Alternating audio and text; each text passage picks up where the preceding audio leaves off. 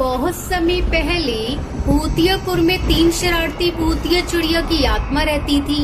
तीनों सहेलियां हमेशा दूसरों को परेशान करके बहुत खुश होती थी।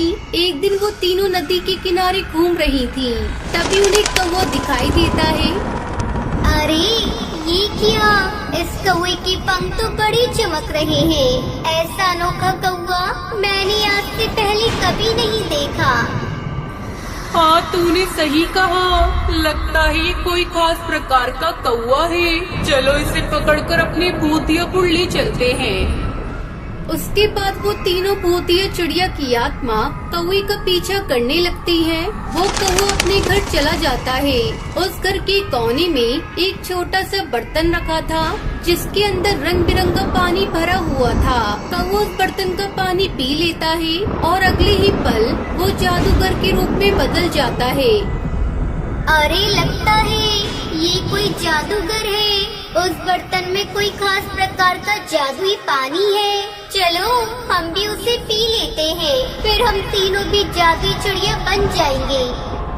उस जादूगर के जाने के बाद वो तीनों भूतिया चिड़िया की आत्मा उस बर्तन में रखा रंग बिरंगा पानी पी लेती है। थोड़ी देर में वो तीनों चिड़िया के रूप में बदल जाती हैं, लेकिन उनका चेहरा डरावना ही रहता है। तभी अचानक उन्हें पागलपन के दौरे पड़ने लगते हैं। फिर वो तीनों एक ढाबे पर पहुंच जाती हैं और वहां घुसकर तोड़फोड़ करना शुरू कर देती हैं।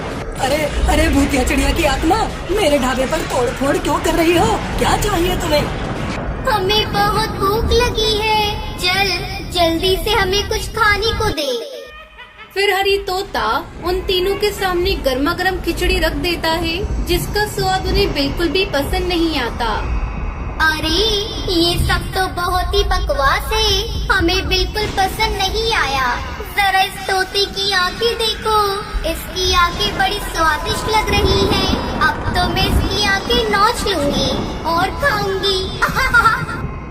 ये सुनकर हरी तोता वहाँ से भाग जाता है। फिर तीनों भूतिया चिड़िया की आत्मा उसका पीछा करते बाजार में पहुँच जाती है और वहाँ के पक्षियों को मारने लगती हैं। तभी बंटी कबूतर वहाँ के बाबा को ये खबर देता है।